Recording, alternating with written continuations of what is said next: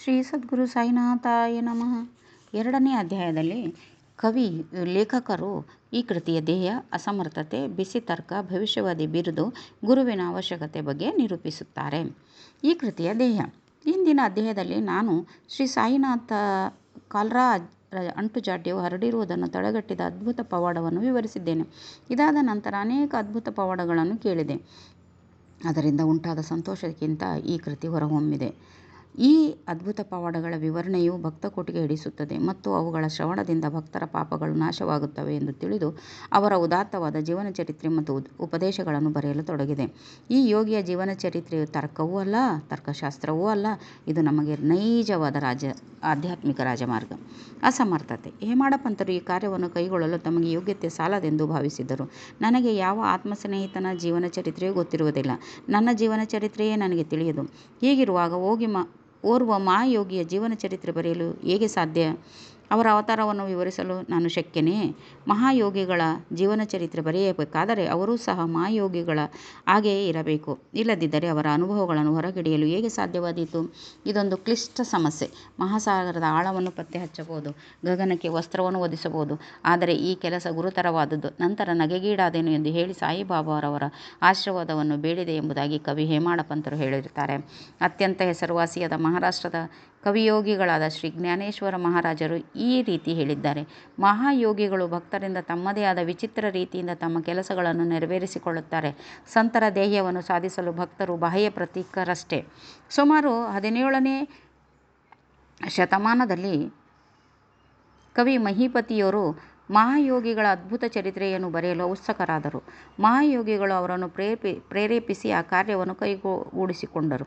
ಇದೇ ರೀತಿ 18ನೇ ಶತಮಾನದಲ್ಲಿ ದಾಸಗುಣ ಅವರ ಸೇವೆಯು ಸ್ವೀಕರಿಸಲ್ಪಟ್ಟಿತು. ಕವಿ ಮಹೀಪತಿಯವರು 4 ಕೃತಿಗಳನ್ನು ಹೊರಗಿಡಿದರು: ಭಕ್ತ ವಿಜಯ, ಸಂತ ವಿಜಯ, ಭಕ್ತ ಲೀಲಾಮೃತ, ಸಂತ ಲೀಲಾಮೃತ.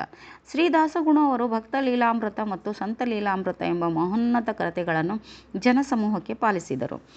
ಇವುಗಳಲ್ಲಿ ಅನೇಕ ನವ್ಯ ಮಹಾಯೋಗಿಗಳ ಜೀವನ ಚರಿತ್ರೆಯು ಉಲ್ಲೇಖಿಸಲ್ಪಟ್ಟಿದೆ. ಭಕ್ತ ಲೀಲಾಮೃತ 31, 32ನೇ ಮತ್ತು 33ನೇ ಅಧ್ಯಾಯಗಳಲ್ಲಿಯೂ ಕೂಡ, ಸಾಯಿ ಲೀಲಾಮೃತದ 52ನೇ ಅಧ್ಯಾಯದಲ್ಲಿಯೂ ಶ್ರೀ ಸಾಯಿಬಾಬಾ ಅವರ ಜೀವನ ಚರಿತ್ರೆ ಕಾಣಬಹುದು. ಇವು ಸಾಯಿ ಲೀಲಾ ಮಾಸಿಕದ 11, 12 ಮತ್ತು 17ನೇ ಸಂಚಿಕೆಯಲ್ಲಿ ಪ್ರಕಟವಾಗಿವೆ. ಇದೇ ರೀತಿ ಶ್ರೀ ಸಾಯಿಬಾಬಾ ಅವರ ಅದ್ಭುತ ಲೀಲೆಗಳು ಶ್ರೀಮತಿ ಸಾವಿತ್ರಿಬಾಯಿ ರಘುನಾಥ್ ತೆಂಡೂಲ್ಕರ್ ಅವರು ಚಿಕ್ಕದಾದ ಅಚ್ಚುಕಟ್ಟಾದ ಶ್ರೀ ಸಾಯಿನಾಥ ಭಜನಾಮಾಲಾ ಎಂಬ ಪುಸ್ತಕದಲ್ಲಿ ಬಹಳ ಚೆನ್ನಾಗಿ ವಿವರಿಸಿದ್ದಾರೆ. ದಕ್ಷಿಣ ಭಿಕ್ಷಾ ಸಂಸ್ಥೆ ಶಿರ್ಡಿಯಲ್ಲಿ ಪ್ರಕಟಣೆಯಾದ ಶ್ರೀ ಸಾಯಿ ಪ್ರಭಾ ಎಂಬ ಪುಸ್ತಕದಲ್ಲಿ ಶ್ರೀ ಸಾಯಿ ಅಮೀನ್ದಾಸ್ ಭವಾನಿ ಮೆಹ್ತಾ ಅವರು ಸಾಯಿಬಾಬಾ ಅವರ ಕೆಲವು ಕಥೆಗಳನ್ನು ಗುಜರಾತಿನಲ್ಲಿ ಬರೆದಿರುತ್ತಾರೆ. ಇಷ್ಟೊಂದು ಕೃತಿಗಳಿದ್ದಾಗ ಈ ಸಚ್ಚರಿತ್ರೆಯ ಅವಶ್ಯಕತೆ ಏನು ಎಂಬ ಪ್ರಶ್ನೆ ಬರುವುದು ಸಹಜ. ಇದಕ್ಕೆ ಉತ್ತರ ಬಹು ಸುಲಭ. ಶ್ರೀ ಸಾಯಿಬಾಬಾ ಅವರ ಜೀವನವು ಮಹಾಸಾಗರದಷ್ಟು ವಿಶಾಲವೂ ಆಳವೂ ಆಗಿದೆ.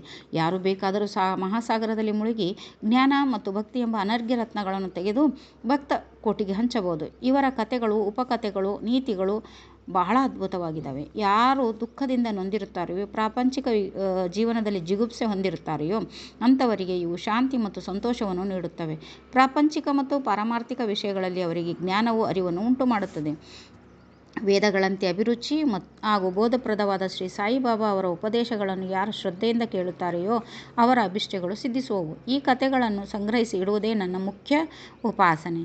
ಶ್ರೀ ಸಾಯಿಬಾಬಾ ಅವರ ದರ್ಶನವನ್ನು ಯಾರಿಗೆ ಪಡೆಯಲು ಆಗಲಿಲ್ಲವೋ ಅಂಥವರಿಗೆ ಈ ಕೃತಿ ಸಂತೋಷವನ್ನು ದೊರಕಿಸುತ್ತದೆ. ಆದ್ದರಿಂದ ಈ ಕೃತಿಯಲ್ಲಿ ನಾನು ನನ್ನದು ಎಂಬ ಅಹಂಕಾರವನ್ನು ಅವರ ದಿವ್ಯ ಚರಣಗಳಲ್ಲಿ ಅರ್ಪಿಸುತ್ತೇನೆ. ಅದರಿಂದ ದಾರಿ ಈಗ ಸುಗಮವಾಗಿದೆ ಎಂದು ಭಾವಿಸಿದ್ದೇನೆ. ಅವರು ನನಗೆ ಎರಡನ್ನೂ ಸಂತೋಷವನ್ನು ದೊರಕಿಸಿಕೊಡುತ್ತಾರೆ ಎಂದೇ ನನ್ನ ಅಚಲ ನಂಬಿಕೆ. ನಾನೇ ಸ್ವತಃ ಬಾಬಾ ಅವರ ಅಪ್ಪಣೆ ಪಡೆಯಲಿಲ್ಲ.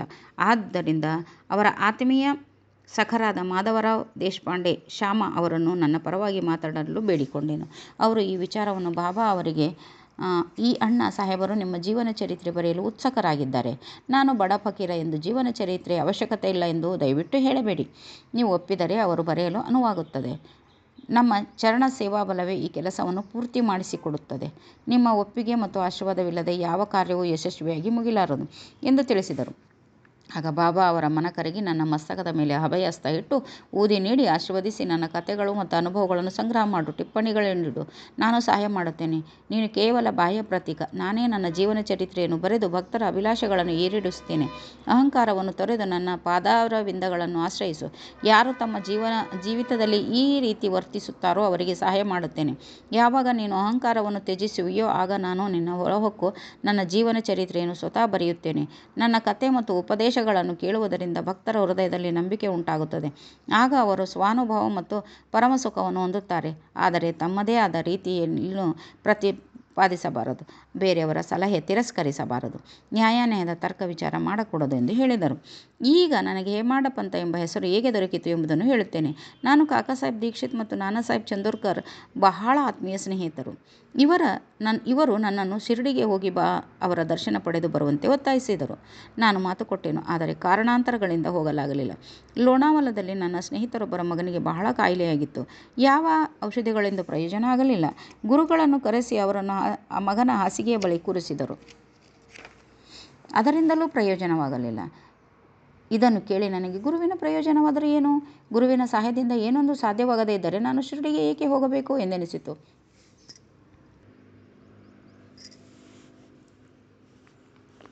ಈ ರೀತಿ ಪ್ರಾಂತಾಧಿಕಾರಿಯಾದ ನಾನಾ ಸಾಹೇಬರು ವಾಸಿನಿಗೆ ಪ್ರಯಾಣ ಬೆಳೆಸಿದರು.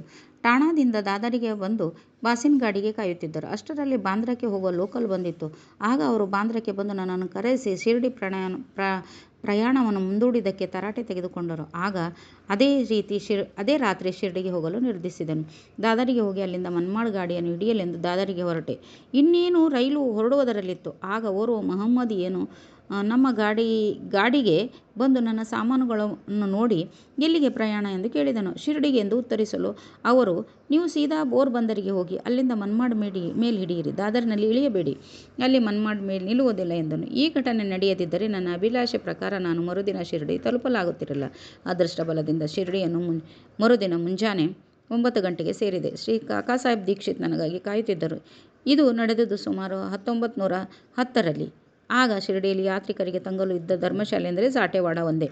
ಬಂದ ತಕ್ಷಣವೇ ಬಾಬಾ ಅವರ ದರ್ಶನವನ್ನು ಪಡೆಯಲು ಮನಸ್ಸು ಹಾತೊರೆಯುತ್ತಿತ್ತು. ಆಗ ತಾನೇ ತಾತಾಸಾಹೇಬ್ ನೂಲ್ಕರ್ ಮಸೀದಿಯಿಂದ ಹಿಂತಿರುಗಿ ಬಂದು, ಬಾಬಾ ಈಗ ವಾಡದ ಮೂಲೆಯ ಹತ್ತಿರ ಇದ್ದಾರೆ, ಮೊದಲು ಹೋಗಿ ಅಲ್ಲಿ ದರ್ಶನ ಪಡೆಯಿರಿ, ಸ್ನಾನವಾದ ನಂತರ ಮಸೀದಿಯಲ್ಲಿ ದರ್ಶನ ಪಡೆಯಿರಿ ಎಂದರು.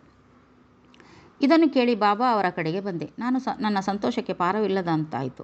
ಅವರು ಹೇಳಿದ್ದಕ್ಕಿಂತ ಮಿಗಿಲಾದ್ದನ್ನು ಕಂಡೆ. ನನ್ನ ಇಂದ್ರಿಯಗಳೆಲ್ಲ ತೃಪ್ತಗೊಂಡವು, ಹಸಿವು ನೀರಡಿಕೆ ದೂರವಾದವು. ಶ್ರೀ ಬಾಬಾ ಅವರ ಚರಣಾವಿಂದಗಳ ಸ್ಪರ್ಶವಾದ ಕೂಡಲೇ ನಾನು ಪುನರ್ಜನ್ಮ ಹೊಂದಿದಂತಾಯಿತು. ಶ್ರೀಯುತರ ದರ್ಶನ ಪಡೆಯಲು ಪ್ರೇರೇಪಿಸಿದವರನ್ನು ಸ್ಮರಿಸಿಕೊಂಡೇನು. ನಾನು ಅವರನ್ನು ನನ್ನ ನಿಜವಾದ ಬಂಧುಗಳೆಂದು ಭಾವಿಸಿದ್ದೇನೆ. ಅವರನ್ನು ನೆನೆದು ಮನದಲ್ಲಿ ಪ್ರಾರ್ಥಿಸುತ್ತೇನೆ. ಶ್ರೀ ಬಾಬಾ ಅವರ ದರ್ಶನದಲ್ಲಿ ಒಂದು ವಿಚಿತ್ರ ಶಕ್ತಿ ಅಡಗಿದೆ. ನನ್ನ ಅಭಿಪ್ರಾಯದಲ್ಲಿ ಅವರ ದರ್ಶನದಿಂದ ನಮ್ಮ ಭಾವನೆಗಳೆಲ್ಲವೂ ಬದಲಾಗುತ್ತವೆ. ನಮ್ಮ ಪೂರ್ವ ಕರ್ಮಗಳೆಲ್ಲ ಸವೆದು ಕ್ರಮೇಣ ಪ್ರಾಪಂಚಿಕ ವಸ್ತುಗಳ ಕಡೆಗೆ ವಿತರಾಗ ಉಂಟಾಗುತ್ತದೆ. ಮೋಹ ಕಡಿಮೆಯಾಗುತ್ತದೆ. ನಮ್ಮ ಪೂರ್ವಜನ್ಮದ ಪುಣ್ಯದ ಫಲದಿಂದ ಮಾತ್ರವೇ ನಮಗೆ ಅವರ ದರ್ಶನ ಸಾಧ್ಯ. ನೀವು ಶ್ರೀ ಸಾಯಿಬಾಬಾರನ್ನು ನೋಡಿದರೆ ನಿಜವಾಗಿಯೂ ಪ್ರಪಂಚವೇ ಸಾಯಿಬಾಬಾರಂತೆ ಕಾಣುವುದು. ಬಿಸಿ ತರ್ಕ. ನಾನು ಶಿರಡಿಗೆ ಬಂದ ದಿನವೇ ಗುರುವಿನ ಅಗತ್ಯದ ಬಗ್ಗೆ ನನಗೂ ಬಾಳಾಸಾಹೇಬ್ ಬಾಟೆಯವರಿಗೂ ದೊಡ್ಡ ಚರ್ಚೆ ನಡೆಯಿತು. ನಮ್ಮ ಸ್ವತಂತ್ರವನ್ನು ಏಕೆ ಬಿಡಬೇಕು? ಪರರಿಗೇಕೆ ದಾಸವಾಗಬೇಕು? ಗುರುವಿನ ಅಗತ್ಯವೇನು?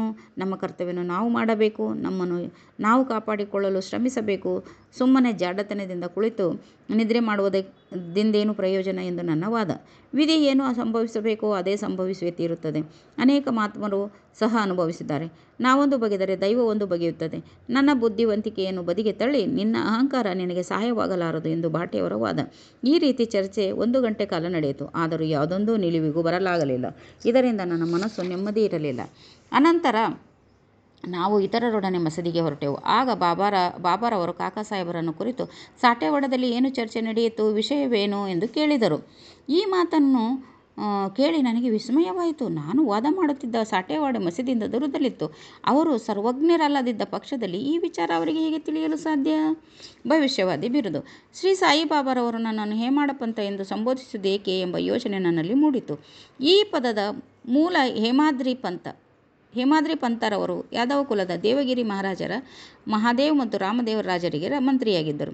ವಿದ್ಯಾವಂತರು, ಸದ್ಗುಣ ಸಂಪನ್ನರಾಗಿ ಚತುರ್ವರ್ಣ, ಚಿಂತಾಮಣಿ, ರಾಜ್ಯ ಪ್ರಶಸ್ತಿ ಮುಂತಾದ ಕೃತಿಗಳನ್ನು ರಚಿಸಿದರು. ನವರೀತಿಯ ಲೆಕ್ಕದ ವಿಧಾನಗಳನ್ನು ಕಂಡುಹಿಡಿದರು. ಮೂಡಿ ಲಿಪಿಯನ್ನು ಸೃಷ್ಟಿಸಿದವರು. ನಾನಾದರೆ ಇದಕ್ಕೆಲ್ಲ ತದ್ವಿರುದ್ಧ ಸಾಮಾನ್ಯ ಮಾನವ. ಇದರಿಂದ ನನಗೆ ಈ ಬಿರುದು ದಯಪಾಲಿಸಿದ್ದು ಎನಿಸಿತು. ಅರ್ಥವಾಗಲಿಲ್ಲ. ಕೂಲಂಕುಷವಾಗಿ ವಿಚಾರ ಮಾಡತೊಡಗಿದೆ.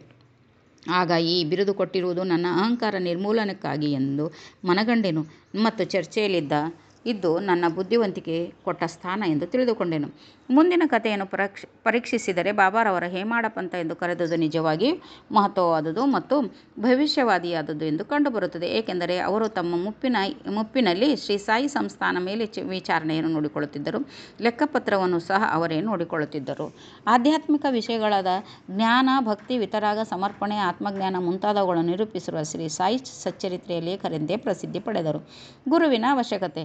ಹೇಮಾಡ ಪಂತರು ಈ ವಿಚಾರವಾಗಿ ಯಾವುದೊಂದು ಟಿಪ್ಪಣಿಯೂ ಸಹ ಇಟ್ಟಿರುವುದಿಲ್ಲ. ಆದರೆ ಕಾಕಾ ಸಾಹೇಬರು ಈ ವಿಷಯದ ಬಗ್ಗೆ ಈ ರೀತಿ ಹೇಳಿದ್ದಾರೆ. ಹೇಮಾಡ ಪಂತರನ್ನು ಸಂಧಿಸಿದ ಮಾರನೇ ದಿನವೇ ಶ್ರೀ ಕಾಕಾ ಸಾಹೇಬ್ ದೀಕ್ಷಿತರನ್ನು ಶ್ರೀ ಬಾಬಾರವರಲ್ಲಿಗೆ ಹೋಗಿ, ನಾನು ಈಗ ಶಿರಡಿ ಬಿಡಬಹುದೇ ಎಂದು ಕೇಳಿದರು. ಆಗ ಅಲ್ಲಿದ್ದ ಕೆಲವರು ಎಲ್ಲಿಗೆ ಎಂದು ಕೇಳಲು ಬಾಬಾ ಮೇಲಕ್ಕೆ ಎಂದರು. ಆಗ ಅಲ್ಲಿಯೇ ಇದ್ದ ಓರ್ವನು ದಾರಿ ಹೇಗಿದೆ ಎಂದು ಪ್ರಶ್ನಿಸಿದನು. ಬಾಬಾರವರು, ಅಲ್ಲಿಗೆ ಹೋಗಲು ಅನೇಕ ದಾರಿಗಳಿವೆ. ಇಲ್ಲಿಂದಲೂ ದಾರಿ ಇದೆ. ಈ ದಾರಿ ಬಹಳ ಕಠಿಣವಾದದ್ದು. ದಾರಿಯಲ್ಲಿ ಹುಲಿ ಮತ್ತು ತೋಳಗಳು ಇವೆ. ಅದಕ್ಕೆ ನಾನು, ಬಾಬಾ ನಮ್ಮೊಂದಿಗೆ ಮಾರ್ಗದರ್ಶಕರನ್ನು ಕರೆದುಕೊಂಡು ಹೋದರ ಒಳಿತಲ್ಲವೇ ಎಂದು ಕೇಳಲು ಬಾಬಾರವರು, ಆಗ ಕಷ್ಟವಿಲ್ಲ. ಮಾರ್ಗದರ್ಶನವು ಸುರಕ್ಷಿತವಾದ ಉದ್ದೇಶಿತ ಸ್ಥಳಕ್ಕೆ ಕೊಂಡೊಯ್ಯುವನು. ಮಾರ್ಗದರ್ಶಕನಿಲ್ಲದಿದ್ದ ಪಕ್ಷದಲ್ಲಿ ದಾರಿಯಲ್ಲಿ ತೊಂದರೆಗೀಡಾಗುವ ಸಂಭವ ಇದೆ ಎಂದು ಉತ್ತರಿಸಿದರು. ಈ ಉತ್ತರ ಅಲ್ಲಿಯೇ ಇದ್ದ ದಾಬೋಲ್ಕರ್ ಅವರ ಗುರುವಿನ ಅಗತ್ಯವಿದೆಯೇ ಎಂಬ ಪ್ರಶ್ನೆಗೆ ಉತ್ತರವಾಗಿದ್ದು, ಅವರು ಯೋಚಿಸತೊಡಗಿದರು. ನೈಜವಾದ ಪಾರಮಾರ್ಥಿಕ ಜ್ಞಾನ ಸಂಪಾದನೆಗೆ ಗುರುವಿನ ಅವಶ್ಯಕತೆ ಇದೆ ಎಂದು ತಿಳಿದುಕೊಂಡೆನು.